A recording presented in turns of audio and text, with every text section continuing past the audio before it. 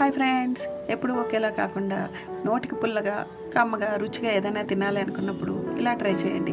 దీనికి 50% కందిపప్పును ఉడికించేసి ఈ ఉడుకుతున్న ఈ మిశ్రమంలోకి సన్నగా తరిగి పెట్టుకున్న మామిడికాయ ముక్కలు వేసుకోవాలి. ఇలా వేసుకున్న ఈ ముక్కల్లోకి ఉప్పు పసుపు వేసుకోవాలి. ఇలా వేసుకున్న తర్వాత దీని అన్నిటిని బాగా కలిపేసుకుని మూత పెట్టుకుని 80% ఉడికించుకోవాలి. ఈ మిశ్రమం ఉడికే లోపల మనం ఉల్లిపాయ తరుగు, పచ్చిమిర్చి తరుగు, కరివేపాకు తరుగు సిద్ధం చేసుకోవాలండి. ఈ మిశ్రమం చూడండి 80% ఉడికింది కదా. దీనిని తీసేసి ఒక ప్లేట్లో పెట్టుకుని అదే బాండీలో కొంచెం నూనె వేసుకొని ఆవాలు, మినపప్పు, జీలకర్ర, ఎండుమిరపకాయ వేసి వేయించుకోవాలండి.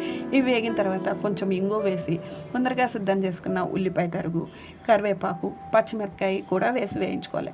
ఇవన్నీ బాగా వేగిన తర్వాత దీంట్లోకి మనం ముందరగా ఉడికించి సిద్ధం పెట్టుకున్న మామిడికాయ పప్పు కలిపి వేసేసుకోవాలి. ఇలా వేసేసుకుని ఒక 2 నిమిషాలు ఉడికించామనుకోండి, అంతేనండి, ఎంతో రుచిగా ఉండే మామిడికాయ పప్పు కూర అయితే రెడీ అయిపోతుందండి. ట్రై చేయండి, చాలా బాగుంటుంది.